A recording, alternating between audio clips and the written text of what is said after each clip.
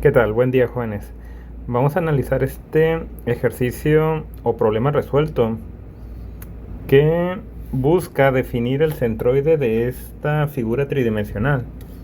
Y bueno, ya alguna parte de la metodología se ha estudiado y bueno, este se repite bastante, no hay mucha diferencia, solo digamos que la complejidad tiene que ver con poder dividir esta pieza tridimensional en distintas componentes tridimensionales, ¿sí? Es decir, ver como si estuviese constituida esta pieza por otras componentes tridimensionales, ¿sí? Como podríamos observar, déjenme poder dibujar. En este caso, podríamos decir que aquí tenemos, miren, voy a tratar de señalarlo, toda esta porción pudiese yo decir que sería el cuarto de un cilindro, ¿sí? La cuarta parte de un cilindro, ¿sí? La cuarta parte de un cilindro. Entonces, de esa manera yo pudiese determinar el volumen, el volumen que ocupa esa componente, ¿sí? Entonces, además, hay otras componentes como puede ser, déjenme utilizar otro color, todo este bloque, ¿sí? Que llega hasta acá, igual toda esta superficie del frente, esta otra parte, todo este bloque que tiene unas dimensiones de un espesor de 0.5 pulgadas, una altura, déjenme buscar la cota que señala la altura, pues específicamente no hay una cota que lo señale.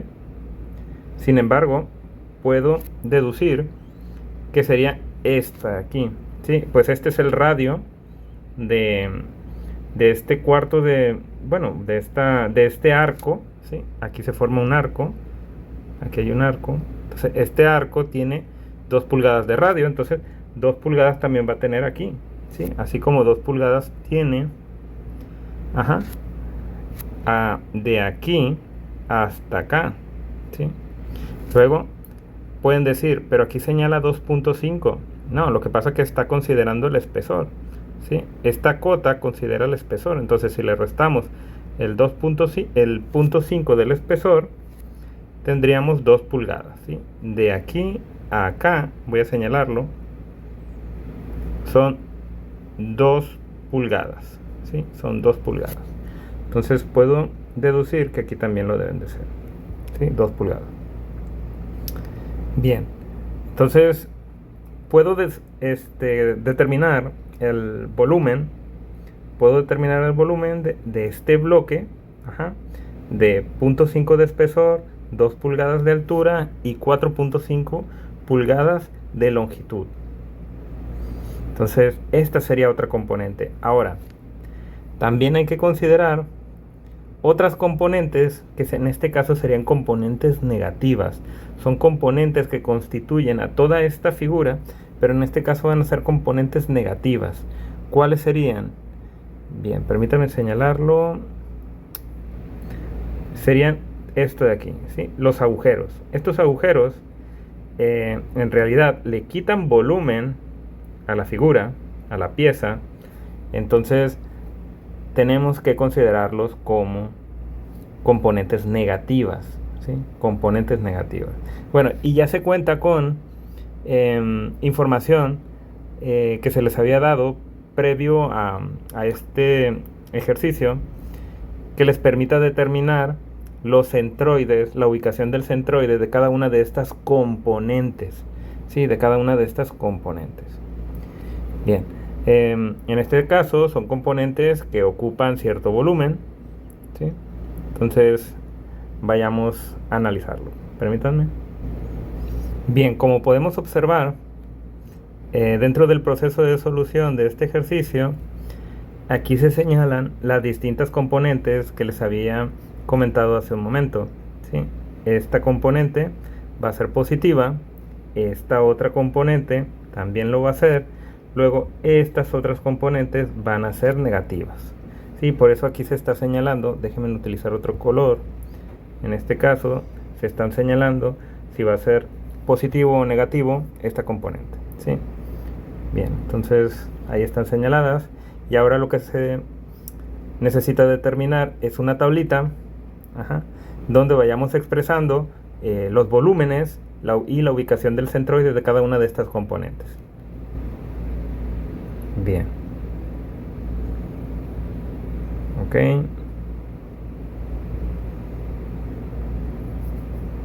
Bien. Miren, vamos a analizar lo que está expresado aquí en esta tabla. En este caso se señalan las componentes como las filas, y tenemos columnas que describen pues distintas características o cálculos que van a ser necesarios para la determinación del centroide de la pieza. Entonces primero empezamos con el volumen. Vean que lo que se determina aquí va a estar expresado en pulgadas cúbicas, ¿sí? Porque estamos trabajando con volumen. Bien, la primer componente, si recuerdan, hace referencia a este bloque. Por lo tanto, su volumen sería simplemente multiplicar sus dimensiones. En este caso 4.5 sería esta distancia, 2 sería la altura, y luego seguiría el espesor, ¿sí? Que era de 0.5. Entonces de esa manera tenemos el volumen. Luego el volumen de la componente 2, que sería este cuarto de cilindro, es un cuarto de un cilindro. Entonces para determinar el volumen que ocupa ese cuarto de cilindro, se calcula primero el espacio que ocuparía un cilindro completo, ¿sí? Un cilindro completo con un radio de 2, y en este caso pues primero se determina el área por la proyección. La proyección en este caso está expresada por el espesor, ¿sí? Entonces sería pi por radio al cuadrado. En este caso esto me determinaría el área de una circunferencia, ¿sí? El área de una circunferencia, ¿sí? Con radio 2, ¿sí? Me determinaría todo esto. Ahora, por la proyección, es decir, lo que se va hacia el fondo, ¿sí? De esa manera ya determinaría el volumen, 0.5 en este caso, ¿sí? Este es un paréntesis. Okay. Entonces, esto me va a dar el volumen de un cilindro completo, ¿sí? De un cilindro completo. Entonces hay que dividirlo entre 4, ¿sí? Para de esa manera quedarnos con la porción que corresponde a lo que se está colocando en la pieza. Bien, entonces si lo analizamos, esta expresión corresponde a la que está en la tabla. Bien, la componente número 3 y 4 pues son estos cilindros, pequeños cilindros, que van a ser negativos, ¿sí? Van a ser negativos. Entonces en este caso pues sería el área por la proyección, y listo. Entonces el área, para esto hay que ver de cuánto es su radio. Déjenme limpiar aquí la zona esta, seguro por aquí no se expresan esa cuestión. Aquí está esa información, déjenme señalarla. No está en la figura, pero se señala en el planteamiento del problema, ¿sí? 1 pulgada de diámetro. Entonces, bueno, pues sería 0.5 el radio. Por eso es que tiene sentido que sea pi por 0.5, por la proyección, que es 0.5 de espesor, ¿sí? Recordando que el espesor es de 0.5. Entonces, bueno, ambas componentes serían el mismo volumen, y por eso es que tenemos el mismo resultado, solo que en negativo, ¿no? Ambos negativos. Ahora, vamos con la ubicación del centroide en la dirección X y en la dirección Y de las componentes, teniendo en cuenta lo siguiente. Déjenme limpiar aquí. Para esto hay que tener en cuenta lo siguiente, muy importante. Tener en cuenta dónde está colocado el origen de mi sistema de referencia. En este caso está aquí, ¿sí? Entonces Es el sistema que voy a utilizar para ubicar el centroide. Entonces es mi punto de referencia. Yo lo puedo ubicar donde yo quiera. En este caso el problema lo está planteando ahí y vamos a utilizarlo de esa manera. Entonces hay que ubicar el centroide de cada uno de estos. Bien, vamos a analizar, por ejemplo, la ubicación del centroide de esta. Voy a limpiar un poco todo esto. Ajá. Si recuerdan, por aquí está el origen del sistema de referencia. Voy a hacer un zoom. Y tenemos el eje Z lo tenemos en esta dirección. El eje Y lo tenemos, déjenme dibujarlo mejor. El eje Y lo tenemos hacia arriba. Y el eje Z lo tenemos de esta manera, ¿sí? Perdón, eje X. Este sería el eje X. Ok.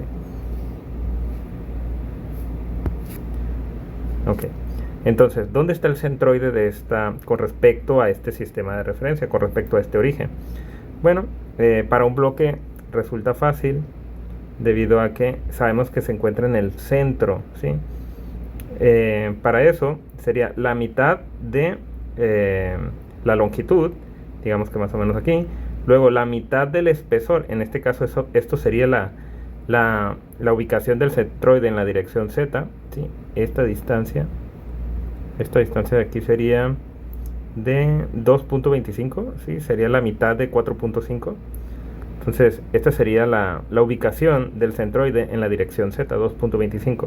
Luego la mitad del espesor, que sería 0.25. Entonces habría que, déjenme ver qué tanto zoom, es todo el zoom que puedo hacer, sería recorrernos hasta la mitad del espesor que les había comentado, que sería, déjenme señalarlo de esta manera, 0.25, ¿sí? 0.25 sería el espesor, perdón, la mitad del espesor, y luego nos vendríamos hacia abajo, ya estaríamos dentro de la pieza hasta 1 pulgada, ¿sí? Hasta la mitad de la altura. Entonces ahí estaría el centroide de esta componente.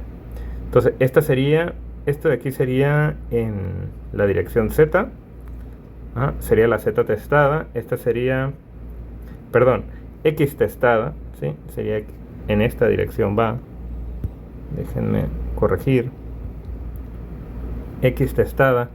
Esta de aquí es Z testada. Y en Y nos teníamos que trasladar esta distancia, esta pequeña distancia, lo voy a señalar por acá, de 1 pulgada, ¿sí? 1 pulgada negativa, ¿sí? Pues vamos en la dirección, vean que hacia arriba es positivo, entonces debido a que me desplacé hacia abajo para describir la ubicación del centroide, bueno, pues entonces me estoy moviendo una unidad negativa de acuerdo a la dirección y sentido del eje Y. Entonces hay que tener en cuenta ese detalle. Entonces por eso, si venimos aquí y analizamos, vean, tenemos 0.25, ¿sí? Pues era la mitad del espesor. 1 era la mitad de la altura, menos y negativo, debido a que nos desplazamos hacia abajo con respecto al el origen del sistema de referencia. Y de Z, 2.25, si recuerdan, era la mitad de la longitud. Bien. Entonces, lo mismo se tiene que hacer para las otras componentes, ¿sí? Hay que ubicar el centroide y tomar en consideración dónde tenemos ubicado el sistema de referencia. Entonces, para esto,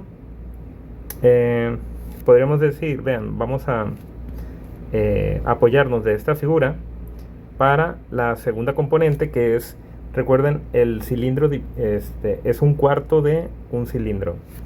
Entonces la ubicación aquí ya nos la están señalando un más o menos, en esta vista del plano XY. Este sería el plano XY. Déjenme ver si puedo mover esto para acá. Bien, el plano XY. Entonces esta ecuación que está aquí planteada es una de las que ya se habían señalado para estas figuras planas, que en este caso sería un cuarto de círculo, ¿sí? Para un cuarto de círculo se dice que el centroide se encuentra ubicado 4 por el radio entre 3pi. Y lo mismo en este caso en la dirección vertical. Sí, por eso es que se está señalando que esta misma distancia a partir de aquí hasta acá está definida por esta fórmula, ¿sí? Por esta fórmula. Luego, ese mismo valor describe esta otra longitud de ubicación del centroide con respecto a la horizontal, ¿sí? Con respecto a la horizontal. Entonces es la misma fórmula, por eso es que se pone el mismo valor. En este caso sería, sin embargo, este dato, cuando se coloque aquí para describir la ubicación, sería en la dirección Y, ¿sí? Y sería negativo, porque recordando que el origen está aquí. Entonces ya nos estamos trasladando esta distancia de 0.8488 pulgadas hacia abajo, lo que lo vuelve negativo, ¿sí? Entonces, si lo notan, vean, aquí lo tenemos negativo, ¿sí? Y aquí en X tenemos la suma, ¿sí?, de este valor más es el espesor, ¿sí? Porque nos hace falta considerar en la dirección X esta otra longitud, ¿sí? Nos hace falta considerar esta otra longitud, que en este caso es el espesor, ¿sí? Entonces por eso que nos da 1.3488, que corresponde a la suma de 0.5 más este otro número, el 0.8488. Bien, y es positivo porque sí va en la dirección positiva del eje X. Y en el eje Z, bueno, pues es la mitad del espesor. Recordando que vean, aquí tenemos este espesor que es de 0.5.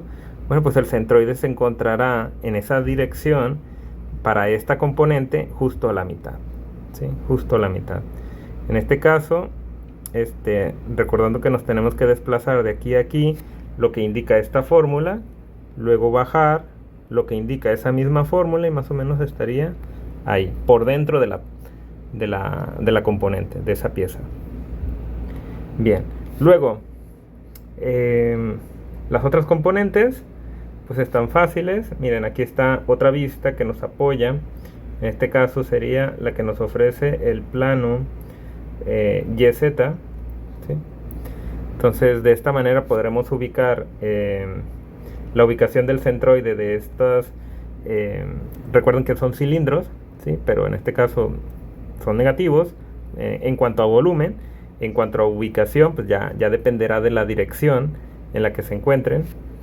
Entonces, por ejemplo, en la dirección Z, esta componente, la componente 3, se encuentra ubicado esta longitud, que bueno, sería la suma de 1.5 más 2. Entonces, en la dirección Z, eso sería en la dirección Z.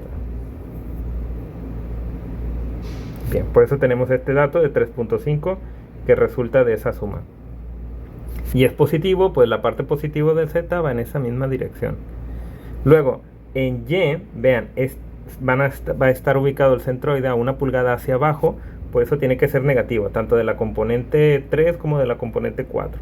Por eso tenemos ese dato en negativo.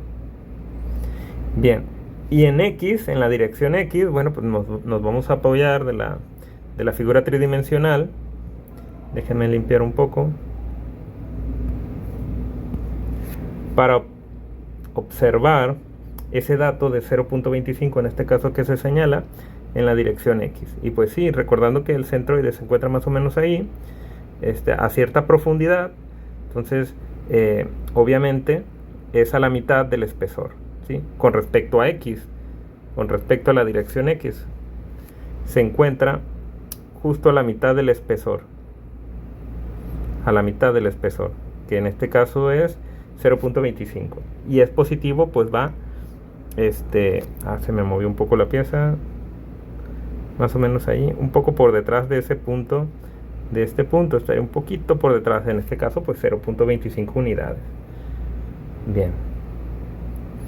Y bueno, positivo, ¿no? Porque está dentro de la dirección positiva del eje X. Bien.